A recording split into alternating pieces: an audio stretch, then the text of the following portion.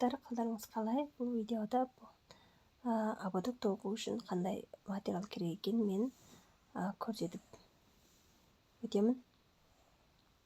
Оған мынадай жіп қажет болады.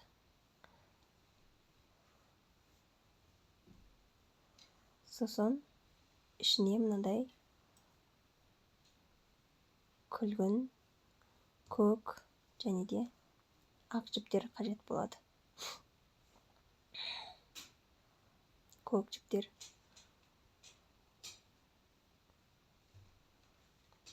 Сосын мынадай қыстырғыш, петр матасымен и мынадай бұғыштар. Неге осындай ободок тоқып үйренеміз. Сіздерге ұнаса менің каналыма лайк басып, комментария қалдырып, тіркеліп кетіңіздер. Неге мынадай әдемі бұғыштар тоқып үйренеміз. Оған мынадай достар қажет болады. Неге мынадай көзіне, мұрнына арналған тастарымыз қажет болады. Күлгін, қызыл, көк, қара деген сияқты. Мынадай ілгіш қажет. Ол үшін мынадай тастарымызды дайындап аламыз.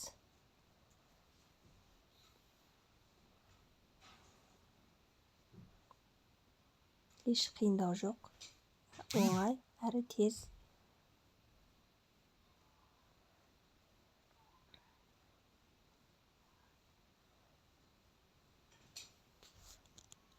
Енді біз мынадай қыстырғыш тоқу үшін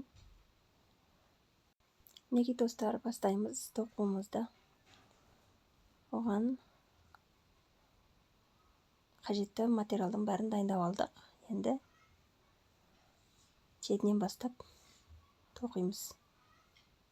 Ал кеттік. Менімен бірге болыңыздар.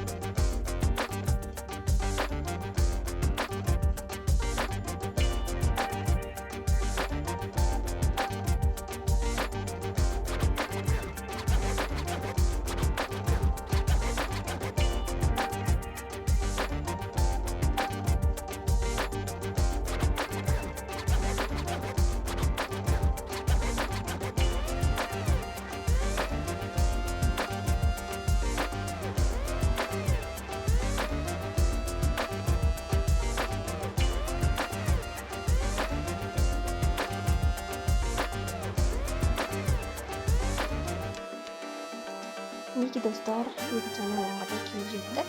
Енді біз осы қыстырғыштың құлағын, қоянның құлағын тоқып аламыз.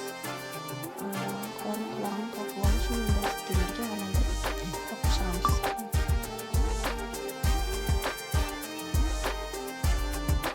Ішін күлгінмен, қызыл күлгінмен сіздер күлгінмен тоқып шығамыз. Әрине өздеріңіздің құлағдарыңызға қарай тоқсаңыздар болады. Кеттік.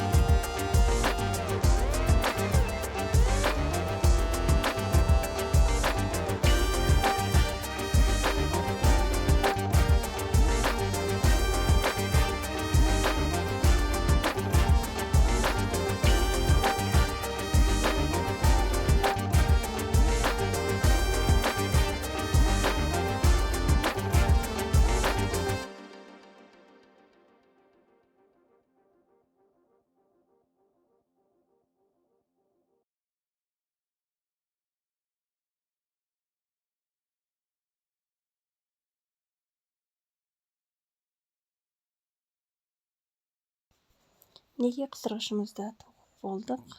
Енді кішкентай көк гүлімізді тоқимыз. Көк гүлімізді тоқимыз енді.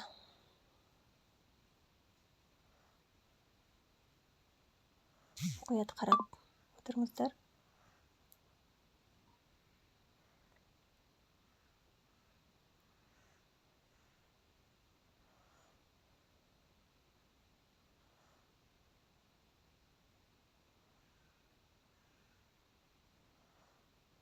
Айналдырып тоқып шығамыз сөйтіп.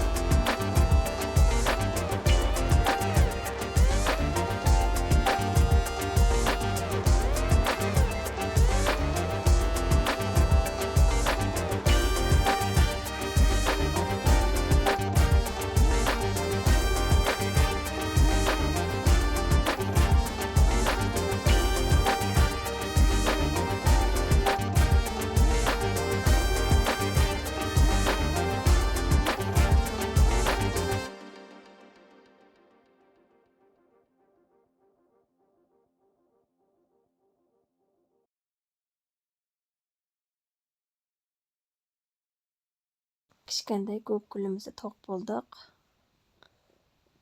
Енді қыстырғышымыздың артық шеттерін кесіп,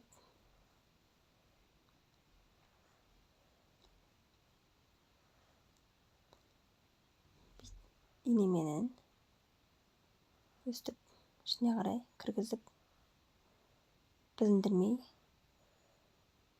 жібереміз. Өйткені мынандай жіптер шығып тұрса, әдемі болмай тұрады. Дұрыс көрінбей қалады әдемі болып. Енді тоқып алған жаңғырақтағы қоянның құлағын сол қыстырғышымызға шаптаймыз.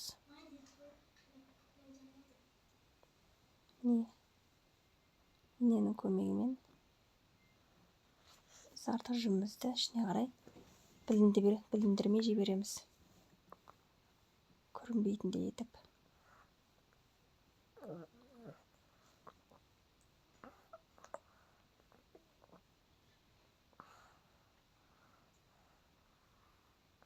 Міне мынау жаңғырақта дайындап алған заттарымызды енді біз сол қыстырғышымызға жасаймыз, қадаймыз. Илгіш темірімізді ортасынан шаншимыз. Шаншып, қоянның құлағын сол қыстырғышымызға шаншып қоямыз. Екеуін екі жағына.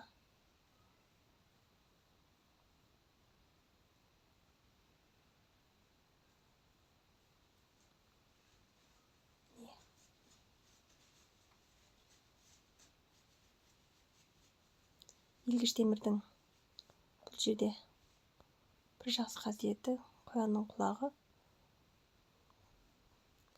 майысып қалмайды, тік тұрады, әдемі тұрады. Қыстырғышты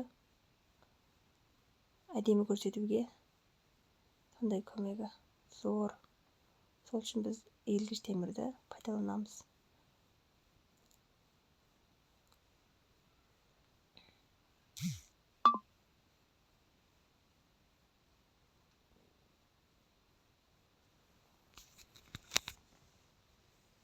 Байлап тастаймыз артық жіптерін, шешіліп кетпеу үшін, тарқатылып кетпеу үшін.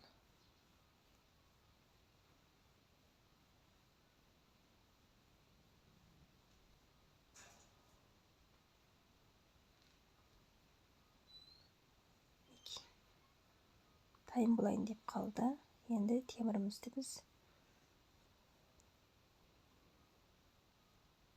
былай екі жағына қарай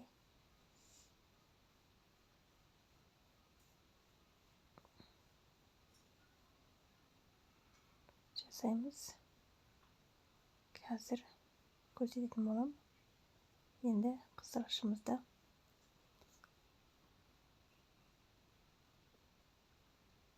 артығын кесіп тастайық. Артығының керегі жоқ. Кесіп тастайық. Енді мынандай қыстырғышымызға ыстық желімді шаптап, ыстық желім міндетті түрде керек.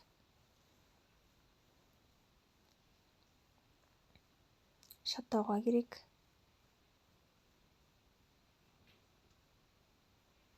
Осындай әдемі қыстырғыш жасап, үйден жасап көріңіздер. Ұнаса өте әдемі. Қыздарыңызға өте керемет ұнайды деп ойлаймын.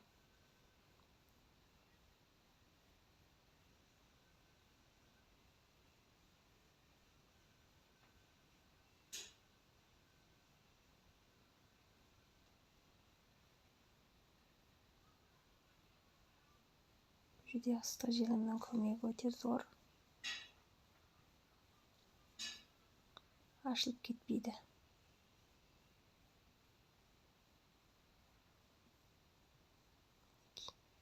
қыстырғышымыз дайын. Болайын деп қалды. Мұқият тексеріп, ашық жерлерін шаптап тастау керек. Өз қолыңмен жасаған нәрсе әрқашанда ұнайды.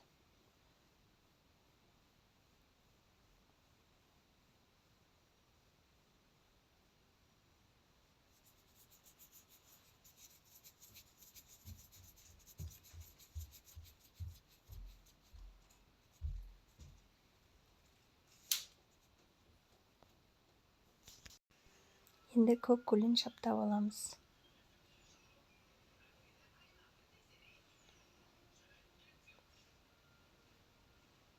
Жасаған көк гүлімізді шаптаймыз. Өздеріңіздің ұнатқан түрлі түсті жіптеріңізге қарай жасауларыңызға болады. Өздеріңізге қандай жіп ұнайды, қандай түсте жасағыларыңыз келеді, солай жасаңыздар болады.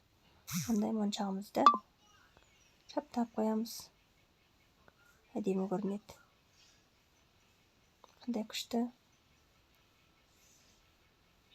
Өзіме қатты ұнайды.